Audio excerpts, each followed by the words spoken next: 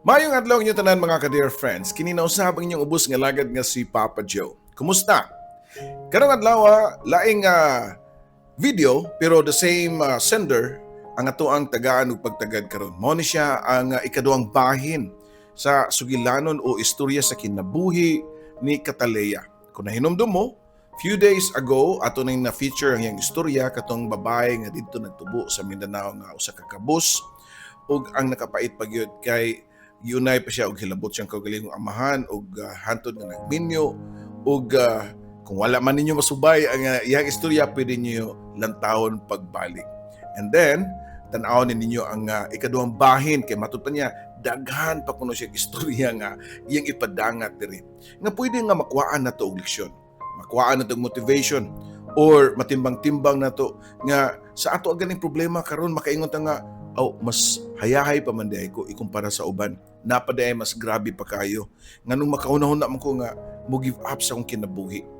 Again, kung kamo diha medyo naburyong na sa inyong mga problema o ginahan mo nga doon na mo'y kadangpan, pwede isuwat na ninyo diri sa to ang YouTube channel ato ang natagaan og pagtagad ang iyong istorya kay pinaagisad sa mga comment ug tambag sa to ang mga subscribers makahatag sa naog katin-awan sa inyong pangunahuna ug makakuha mo sa mga tubag nga di man tinuod ingan ka sakto pero dakog ikatabang ka nato.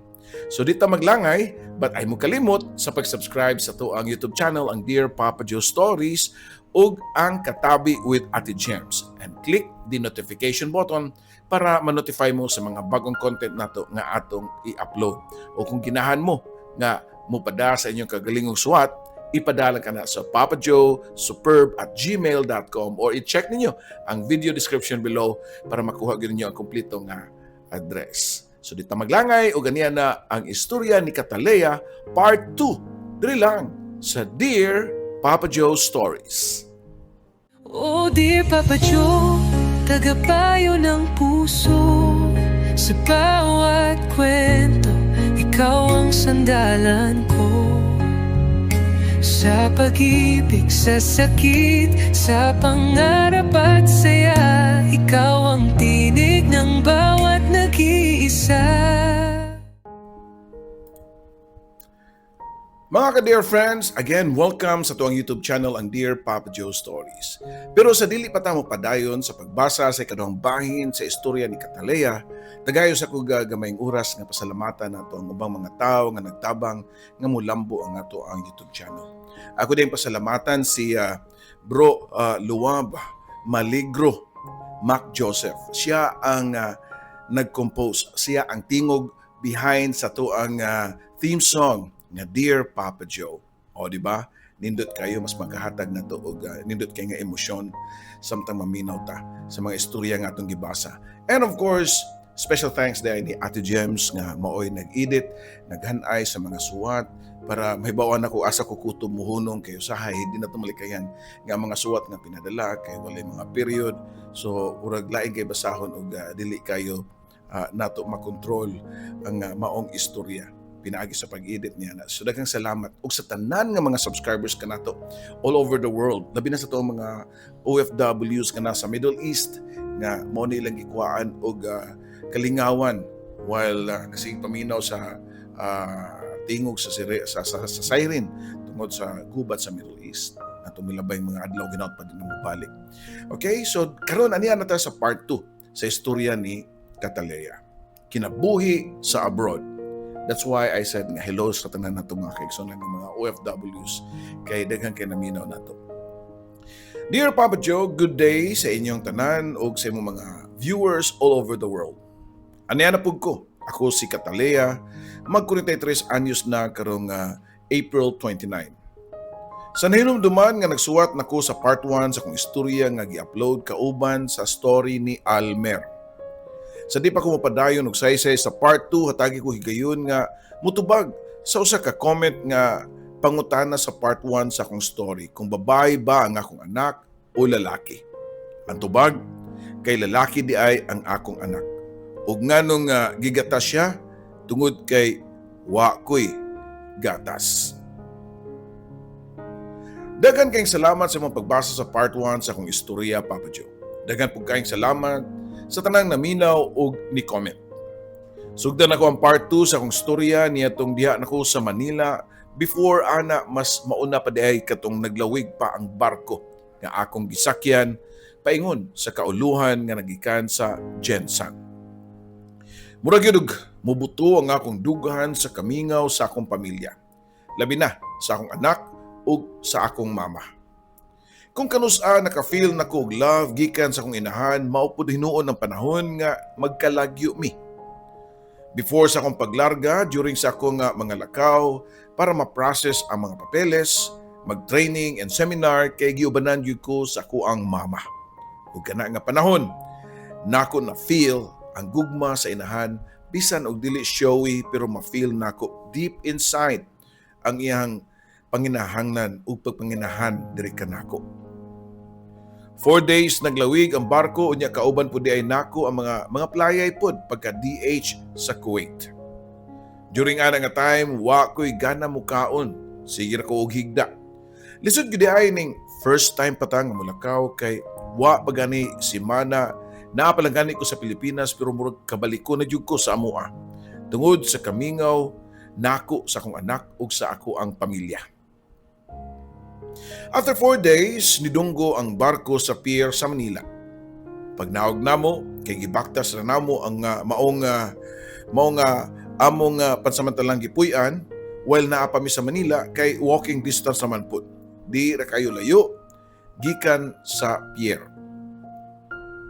Naramig Manila pero dili pa gyud mi dayon makalarga. Nilanat pa og usa ka buwan ang among pagstay pero maay na lang kay maayo man pud ang ako mga kauban. Mga buutan unya ikasabot na sad nako. Anak na kong problema kay wa gyud ko'y kwarta pag-abot nako didto sa Manila. Nagsaligra ko sa free food sa agency. Kalisod naman lang yun kay bisan pagpalit og napkin wa ko'y kapalit. Pasalamat kay ko sa mga kauban nga mohatag nako. Nitabang sila sa akong mga panginahanglan. Pirmi ko nilang tunulan bisan og unsa kay bawo man sila nga wa gyud kwarta bisan og usa ka dako. Unya nakaybaw pud sila sa akong istorya, sa akong kinabuhi kay ako na istorya halos tanan nila Papa Joe. Mas naguna pa din sila kay kanako. Joe. Nagstay rami sa usa ka kwarto. Maong di malikayan nga magkasuod ra gyud ming tanan. Mga 20 mi ka aplikante. Ihay lamig say-say sa muntag sa tagsa ka kinabuhi ug pangindahay ug mga damgo namo para sa among pamilya. Nga maoy numero 1 rason nganong mo abroad mi. 22 anyos pa ko niadto mao nga ako ang pinakabata nilang tanan. Paglabay sa pila ka semana naabot na ang akong visa, contract o ticket. Nagready na ko para sa akong paglarga sa nasod sa Kuwait. Buwan kadto sa Marso tuig 2006. Gidala ko sa nagsundo namo sa agency sa Kuwait diin lahing mga tao na ang akong nakita. Dili na mga Pinoy ug niadto mga panahon na gibati na kog kahadlok kay isog kaayo og mga naong ang mga Arabo. Wa gyud ko kakita og ni smile nila. Puros gamugtok, puros isog kaayo ang dagway. Nagkurog na ko niadto sa katugnaw kay naatlan nga gitrangkaso unya gisamutan pagyud nga pakaligo mi daan. Dungan sa usa ka banyo unya pagkahuman gipasulod nami og uniform. Dito na ko napamatud-an nga di ay sayon ang mag-DH o domestic helper, Papa Joe. Dagan kang gikahadlukan, layo sa pamilya. Gimingaw na kay ko sa tibok pamilya mao nga subo kayo kog naong tanawon. Punan pa sa akong kabalaka ug kahadlok kay wa ako masayod unsang klase sa mga tao ang ako mahimong amo. Alas 11 sa gabi sa Kuwait time, mao nang oras nga gikuha ko sa akong amo dito sa akong agency. Taas kayo nga pagkalalaki, puti, pero isugon gyapon og naong. Pero in fairness, mga hitsuraan ang mga Kuwaiti. Kasagaran itom pero ang nagkuha nako kay puti. Ang itom kay gitawag og tribo nga Badu, kumbaga native sa ilahang lugar. Ang akong amo kay puti. Usa siya ka National Guard sa Kuwait. Human sa pila ka oras nga biyahe naabot nami sa balay sa kong amo diin nasa dito. Ang ilang katabang nga maoy pulihan nako kay matud pa sa akong naibaw-an mupahuway na sa Pilipinas ug dili na mag-DH. Once nakasign na ka og contract, di nagyud ka o wa nay atrasan, dapat humanon gud nimo ang 2 years nga kontrata. Niadto mga higayuna purting gutuma kay dito sa agency wa mi pakan-a. Imagine, sukad naabot mi halos alas 11 sa gabi nga gikuha ko sa akong amo, wa gyud mi kaon. Lupig pa'y mga manok namo nga gilaming Papa Joe. Gipakaon ko sa kusina sa akong amo pero ilang pagkaon kay kubos. Kubos na gyud og cheese nga cream kay mao man ay basic nila nga pagkaon ug why kanon ug why sudan. Kauban pa nako si Divina niadto. Ang akong pulihan kay wa pa man siya makauli sa Pilipinas. Wa may kaugalingong kwarto si Divina. Adto rami matug sa kwarto sa anak sa mong amo, maglatag rami og nipis nga foam. Tungod sa sobrang kakapoy na ako sa biyahe, nakatugog taman sa kwarto sa anak sa kong amo. Pagmataan namo ni Divina, lukuton dayon namo ang among foam, habol ug unlan. Dayon ibutang sa bodega, ingon ana diay ang kinabuhi diri sa abroad, Papa Joe. Ang akong amo kay naay 5 ka mga anak. Mga tag 1 year lang ang gap sa ilahang mga edad. Si Divina, ang gilagaan niya ang bunso. 9 months old pa niya nga time ug ako ang maglimpyo or ako ang all-around nga katabang. 6 months na lang ang nahabilin mo pauli na si Divina sa Pilipinas ug mag-inusara na lang ko. Mao na akong gikabalakan. Pila ka adlaw pa lang ang nilabay na tagamtamanan nako ang pagsugod sa laing kalbaryo sa akong kinabuhi. Ang akong among babay, purting maldita. Singag-singhagan lang ko labi na og saputon. O ako'y laing kasumbungan, si Divina lang. May kinapa siya. Napa ko'y kakampi. Pero mo lagi na, wa po siya mahimo kay pareho raman mi nga slave sa panimahay sa among amo. Di ko makalimot niya itong ikaduhang adlaw na ako sa balay sa akong amo nga nihangyo ko nila nga mutawag sa akong pamilya sa Pilipinas. Di unta siya musugot pero nihangyo ko kay lagi gusto nako nga magpahibaw sa akong pamilya nga naabot na ko nga buhi diri sa Kuwait ug maayo ang akong pagkabutang. Tuod man gipalitan ko nila og card para international call. Nalipay kay ko ug nakapahibaw nila ni mama pero wa pa gani ko nahuman sa akong pangumusta, naputol na ang tawag kay gilimitan ra di ay ko og 5 minutes. Bawal mi mag-cellphone. Ikuha po na among passport ug tanang papeles. Kung gusto ko mi makikommunicate sa among pamilya, magsuwat lang mi. As in, katong suwat nga ihog sa post office nga maabtan pa og pila ka buwan, usa pa moabot sa padad-an. 45K or Kuwait dollar siguro kay KD akong sweldo kada buwan. Mga 7,000 pesos sa una. Ang akong mga sinina kay puros mga karaang uniform sa ilang mga katabang sa una nga gituyo gyud og hipos ni Divina para sa sunod nga ma-hire kay nakaibaw siya nga di mamalit og bag-o ang ilang amo. Nilabay ang pila ka buwan, niabot gyud ang akong gikadlukan ang pagkahuman sa kontrata ni Divina. Ni pauli na siya og Pilipinas. Unya naginusara na lang ko sa mga buluhaton sa balay. Kada adlaw mura kog nagpinitin siya kay unsaon man mumata ko og alas 5 sa buntag, matug og alas 2 sa kadlawon. Ang bata nga gibantayan ni Divina nga mag 1-year-old pa niya to panahon na kay ako na sad ang magbantay plus ako pay mo trabaho sa tanang trabaho sa balay. Wa ko'y rest time. Why day off, why pahuway. Ang ilang mga anak, mga dagko na, mga pasaway kaayo. Why mga disiplina. Luwaan pa ko nila sa kong naong. Sagpaon pa ko, unya na time nga kung makatug ko, tungod sa kaluya, bubuan ko ng tubig sa ako ang naong. Ang pinakalisod pag yun kay di ko makasabot og mga Arabic words. Tapos di po sila makamao mag-English. Kung musinyas kong sumbong sa akong amo nga giluwaan ko o gisagpa sa ilang mga anak, ako pa'y kasab-an. Spoiled kayo lang mga anak, kay kung mukaon lahi og putahi, ang request nga pangayoon. Bisan nagnamlansya ko, tawgon ko kay paluto, maumbiyaan sad nako nga akong giplansya para lutuan sa ilang gusto, unya na pa'y bata nga akong kugos-kuguson. Kung muhilak ang gamayng bata, mugawas din ko sa kwarto sa ang akong amo na akong babae kay nagtuo nga akong gikusnit. O mugawas ang akong amo sa kwarto kay gatuo siya nga akong gikusnit. Unya kasab-an dayon ko. Paitag yun sa akong sitwasyon. Kung weekend, paubanon ko bisan asa nila. Kung asa sila, ako ang mubantay sa bata. So ang mga trabahoon, mapending pod sama sa plantyohonon. Halos mutupong na nako ang katason. Kadalaang la weekend at turasan sila uli sa pamilya o ginikanan sa babay na kong amo. Magtipon-tipon sila og matug og one night didto. Malipay na lang sad ko kay makita man ko og mga Pinay nga mga katabang pod sa ilang ubang pamilya. Pagabot og 6 months sa Kuwait, maayo na ko mo Arabic og istorya. Makasabot na pud ko sa ilahang istoryahan. Pero the same situation lang gihapon, why cellphone? Patawgon ko sa landline panagsa. Kada dawat na ako sa akong sweldo, ihurot na ko pada sa mua para sa akong anak ug sa akong pamilya nga naglisod lang gihapon. Kapila na ko nagsulat sa akong mama unya nga akong gipahug sa akong amo, pero ilang boss, pero wa mo bawas sila si mama. Amot ang kaha kong gihug bagyod sa akong amo. Pero niya itong nakahigayon kong suwat sa akong mama nga gipahankarin ako sa akong friend nga Pinay, di bawas si mama sa akong suwat. Unya, gipalakipan pagyod og picture sa ako ang anak. Sus, wa gyud ko kabutangan sa akong kalipay nga nakita nako akong anak, unya ang akong suwat, balik-balikon nako og basa, Papa Joe.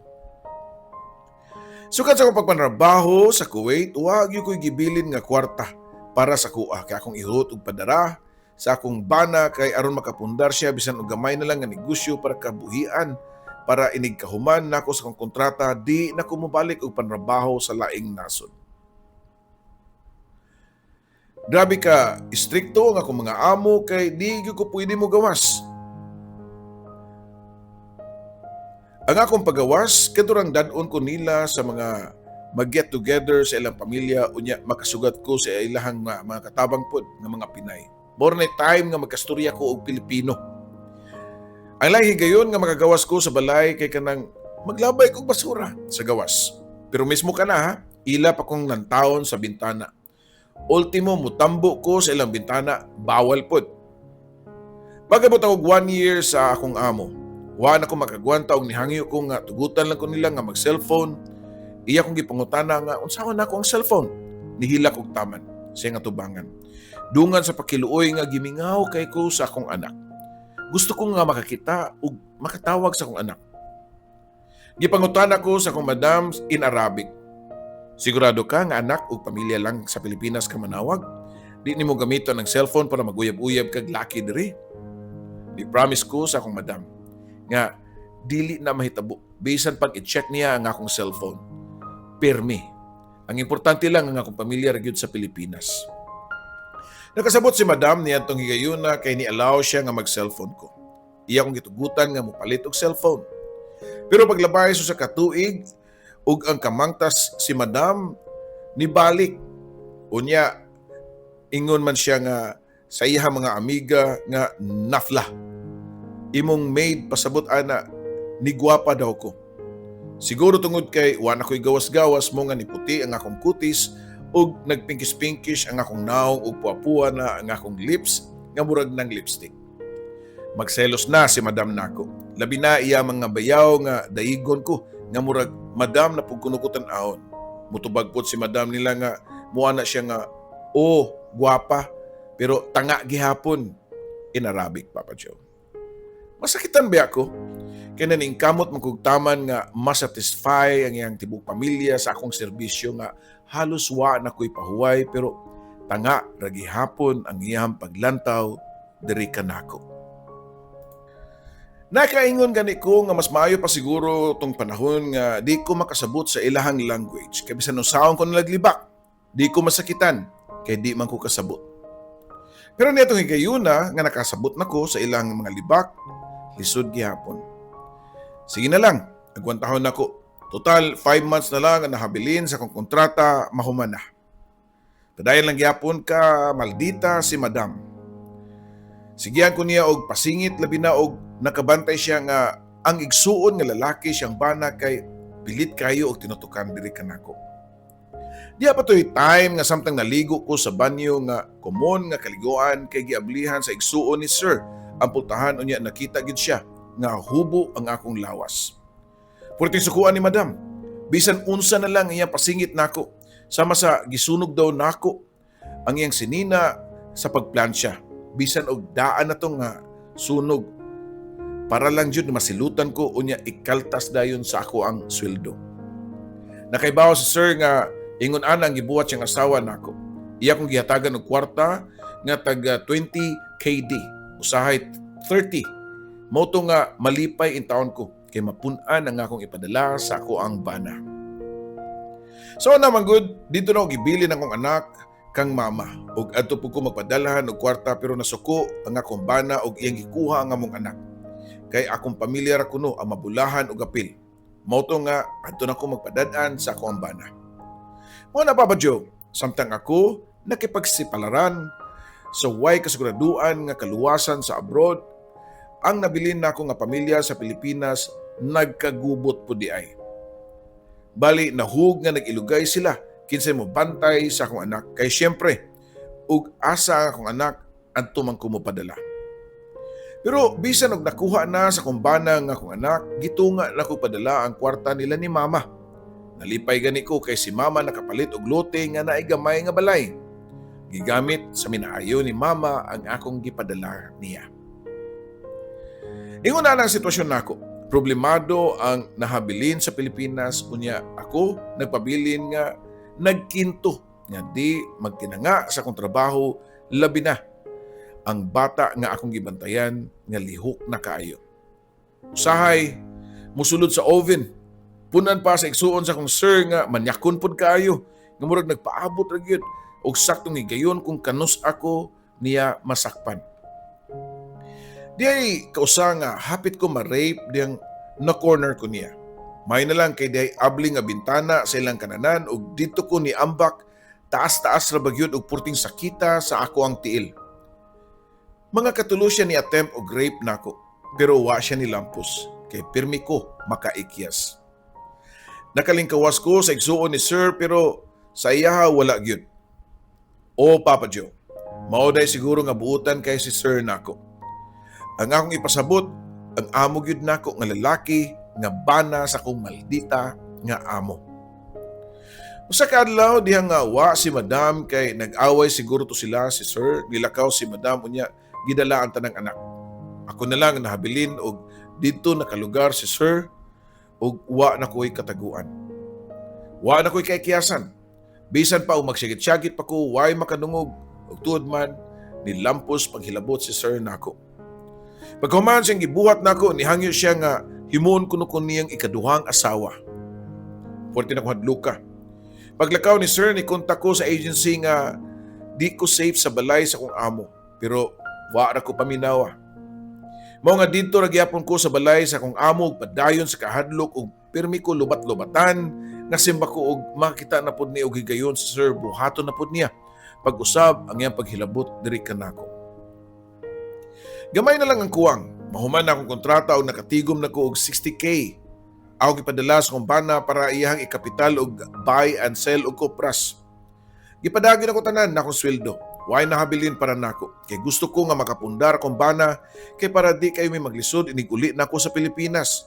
Kay wala ko'y plano nga mobalik sa abroad og trabaho. Abi ninyo, wa ko'y gisultian nga pamilya sa kong nagian nga kapait. Kalisod ug kakuyaw sa Kuwait kay di ko gusto nga mabalaka sila. Ako rang gisulti nila nga okay ra ko. Bisan og dili gyud okay. Kapaulion na kay ko. Pero ang akong amo nga babae ni samot ug kamangtas nako. Siguro na siya nahibaw-an about sa gibuhat siyang banan nako kay magsige naman silang away.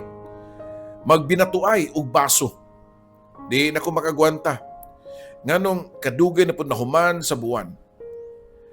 Nakanon ako nga magdrama para ilan lang kong buhian og sayo. Dihilak og taman.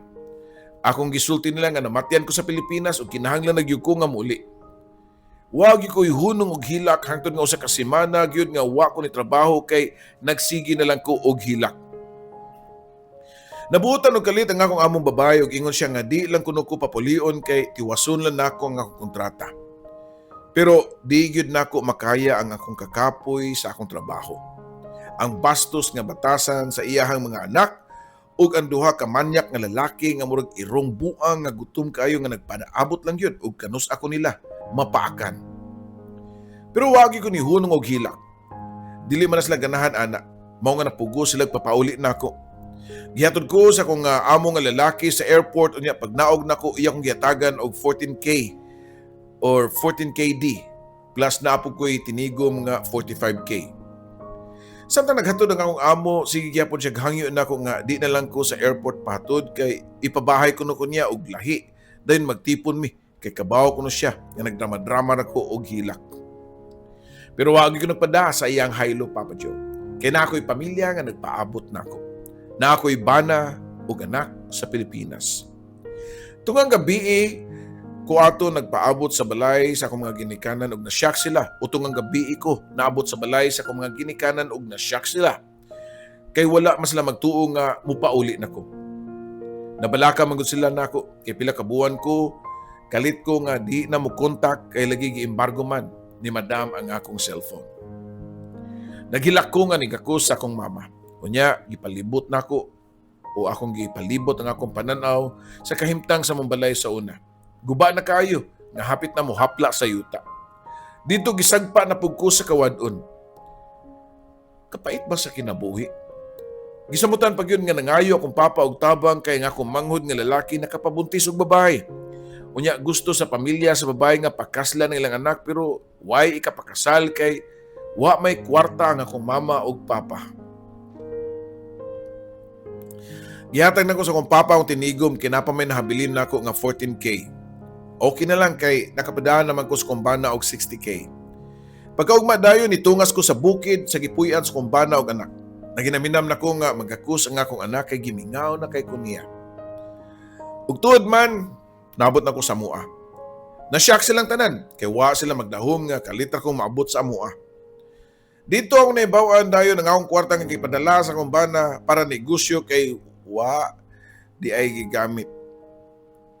O iyara day gigamit para siyang papa ug mama nga mga sugarol. In short, natibway ang tanan akong hinaguan. Ang iyang usa ka auntie nga naluoy nako mo'y ni sumbong nga kada padala nako murag magpista ang pamilya sa akong bana. Labi na niya tong nagpadala ko og 60K para puhunan sa kupras. Gisugal ra di ay sa iyahang papa sa akong bana. Nipauli ko sa Pilipinas nga balik gyapon sa uno. Why na imong kaayuhan ang akong pakipagsapalaran sa abroad. Kundiin tanang kasakit, kapait, kakapoy, ug na-rape ako pero nauli sa wa tanan na akong sakripisyo. Pila raman in taon ng 14K nga muon na lang nahabilin sa akong bulsa. Nakadesisyon mi sa akong bana nga munaog sa ubos. Dito duol sa balay sa akong mama. Kaya nakapalit man to siya og lote. Nga napoy balay daan, adto mi mupuyo para magsugod sa uno. Tuig 2008, nagkalisod na sa migtaman nga wa na ko'y choice manabaho ko sa basakan kanang mga hurnal unya tag 100 pesos ang sweldo kada adlaw. Nalata na akong lapalapa or tiil sa pagtamak og lapok sa basakan. Pero inigpauli nako sa muang balay ang akong bana nagsige lang og pananaw og salida nga mga kingkoy dito sa balay sa akong mama. Dayon ko masultihan siya sa akong mama nga timanon pod ang among balay kay bisik og pangitag kwarta muday siya gluod-luod unya mosaka og balik sa bukid ug adto sa iyang mama ug papa. Gisabot lang yun nako ang akong bana. Kaya di ko gusto nga mabungkag ang among pamilya. Inig mohupas na ang iyang pagpanluod mo pauli raman sa siya og balik sa mua. Pero mao lagi na dili at timanon ang among anak. Mao nga adto na ko ibilin sa akong mama. Kay unsaon ang akong bana magsigira og katug unya mo mata, mukaon dayon og mananaw og TV, samtang ako sayo ko nga mo mata kay mga adlawon ko og linya para mopalit og bugas sa NFA. Nilabay ang pila ka buwan, laing dagok na sa kinabuhi na pud nako niabot. Diyang giatake ang mama sa kong bana unya way ikabayad sa ospital. Ako pa'y nangitag pamaagi para makadilihensya o ginabang sa mga politiko para masalba lang ang akong ugangan nga naa sa ICU. Kaya nga kung bana o kayang amahan, pareho gyud sila og kinaiya, Papa Joe. May na lang kay na okay na ako ugangan o niya nakagawa sa ospital. Pero akong bana, wag yun na usab. Maulang gyapon. Usa ka adlaw niya ningon akong bana, nako nga mobalik daw mi sa bukid kay motipon na lang mi sa iyahang mama ug papa. Nibalibad ko, kay di ko ganahan, pero nasuko siya. Hangtod ang mga ginikanan sa kumbana nasuko pod. Dito nako wa kag 1 taong nakatubag na ko nila. Nag-away mi sa kumbana ug sa iyahang pamilya. Mauro to magyawayan ang gusto sa kumbana nga mutipon mi sa iyang mama ug papa pero di kumusugot. Mao to nga iya haming giuli kami sa akong anak sa mua. Kay mo pauli pud kuno siya sa ilaha. In short, nagbuwag mi sa kumbana kay gipili niya ang iyang mga ginikanan kaysa namong iyahang asawa ug anak. Naningkamot lang gyapon ko nga bisan nagwa na kumbana padayon kog trabaho sa basakan. Kay medyo nitaas na ang akong sweldo. Pero samtang nagtrabaho ko, niadto di ay kumbana sa mua ug inyang gikawat ang among anak, dayon iyang gitaguan. Ako pa'y ilahang gibaling nga ng laki kuno ko, mao nga gikuha na lang nila ang bata. Mura ko mabuang o pinangita sa akong anak. Giadto na ko sila kay akong kuhaon ang bata pero gikumot ang akong bukton sa papa sa kumbana kay nag-inilugay mami sa akong anak. Pwedeng hilak sa akong anak. Diyang gitukmod na pud ko sa iyahang lolo dayon dagan palayo da ang akong anak. Mahal kay nako ang akong anak. Siya mo'y number 1 nga rason nga nag-antos kog trabaho sa basakan. Kundi nangalata ang akong tiil para lang makabuhi ug nila ni papa niya. Pero ilang gilayo nako ang bata ug pwedeng hilak nako, Papa Joe. Sa tinuod lang gini kong parto sa istorya ni tabo ni pila ka tuig ang nilabay pero samtang nagsuwat ko niini. Di malikayan nga nagtuo nga akong mga luha kay makahinumdum ko sa akong nagian. Dili pa ni mao'y katapusan sa akong istorya kay napay part 3 nga ako napudi pada sunod adlaw. Hinaot pa nga sa part 3 nga akong istorya, di ko nyo i-judge kay tao ra pug ko nga nikapit sa patalim. Daghang salamat Papa Joe sa pagbasa sa akong istorya and more power and success sa imong programa o sa imong pamilya. Imong magtatampo, Katalea, sa Oman. Daghang salamat Katalea sa imong istorya. Di ko mingon nga nindot nga istorya pero I don't know kung nakabantay mo sa akong mood sa pagbasa na nako sa mga parte sa mga pangitabo bitaw kani bitaw mo ni di na ko ganahan bitaw paminaon kining mga toxic Filipino mentality bitaw nga kung naa sila yung mga pamilya sa abroad murag adto na lang ihanok tanan ang problema mo'y dangata mo'y daganan unya usik-usikan lang bitaw was la kabaw sa trabaho nga sud sa pila ka tuig nga nagalagad mo dito ang kakapoy, ang kahago, ang kamingaw unya padadan yung kwarta kay malipay lang sa mo makita nila nga malipay pero ang uban abusahan lang sad. Mura bag ipamunit lang nimo ang kwarta pagangan nga naka sa abroad. I'm sure daghan you kay mo comment ani nga mga OFWs nga doon na mga toxic Filipino mentality. Nga kung naka sa abroad, ikaw ang hanukan sa tanan. Pero daghan sa tag mga kaigsunan nga mga OFWs nga nakamatanas kamaturan nga kamao na sad mo pugong sa ilahang kwarta kay di nila usik-usikan kay di lalim ang papangita kwarta dito. Pero ang ending I'm sure maingon sa mo nga, yes, Papa Joe, ikaw pa ang mahimong dautan. Ikaw pa buhatan og istorya. Ikaw pa ingnon nga nausab ang batasan sukad lang naka-abroad. Kay para sa uban, nawa masayod ba? Nga mura ba og land of milk and honey ang imuhang pagtrabaho sa laing nasod. Wa sila makabaw, anak. And one thing, nga mo-comment pag yun mo nga tinuod yun na, Papa Joe. Kasagaran, ikaw pa nga naghago pag-ayo, ikaw pa'y mangitag pamaagi nga makakontak. Baski sa suwat man lang.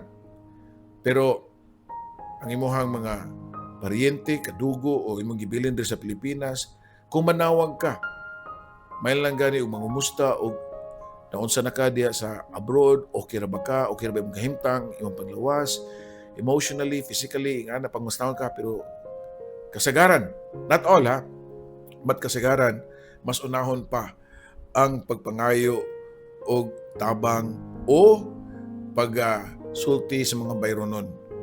Di ba? But anyways, dili sa nato sila i-blame kay siguro depende sa nasa upbringing sa mga tao nga to ang gibilin diri. Pero sa tanaw na ko nimo day wa ko kabaw pa sa imong part 3. Pero murag wa may ayo ang imuhang bana, murag mag-iabusaran ra ka. Nahigugma ba sa kasyon siya nimo. Pero wa sa tamasayod sa side sa imong bana. Sad, no? Who are we nga mo condemn sad? Pero sa imong saysay, di gyud malikayan nga naagyo mga nagpangagot nga mga ngipon nga naminaw ba nga sus nganong ingana ming ubang mga tao kay makarelate sad sila sa maong hitabo. Well, at nga na to ang part 3 sa imong istorya. Daghang salamat sa itong mga kaigsunan na ay mo kalimot pag-subscribe sa to ang YouTube channel. Ay kalimot sa pag-share sa inyong kaugalingong istorya. Kay dako sa kinag-ikatabang labi na sa itong mga kaigsunan ng mga gimingaw karon sa tuang nasod kay nasli mga pamilyang gibilin diri. Daghang salamat. Kini usab niyong ubos kay lagad, Papa Joe.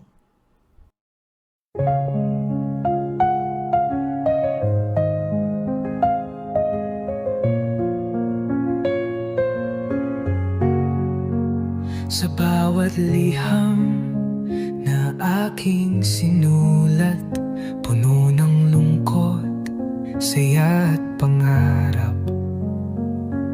Sa radyo mong tahanan ng kwento, Papa Joe, ikaw ang aming kakampi sa mundo.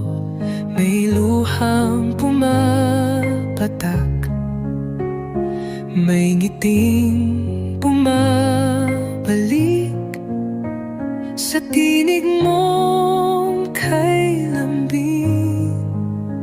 Kami iyong pinapahid.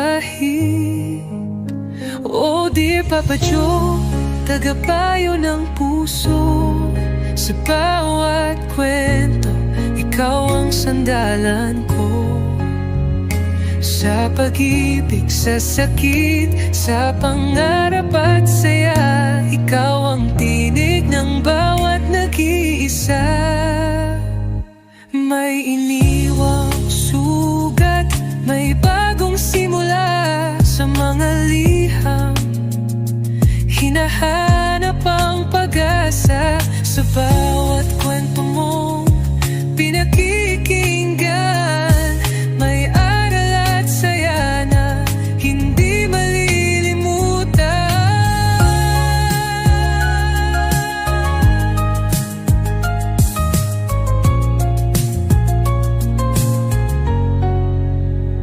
May iniwang sugat, may bagong simula sa mga liham. Hinahanap ang pag-asa sa bawat kwento mong pinakikinggan. May aral at saya na hindi malilimutan. May luhang pumapatak, may nginting bumabalik sa tinig mong kay lambing. Kami iyong pinapahid. O dear Papa Joe, tagapayo ng puso. Sa bawat kwento, ikaw ang sandalan ko. Sa pag-ibig, sa sakit, sa pangarap at saya, ikaw ang tinig ng bawat nag-iisa.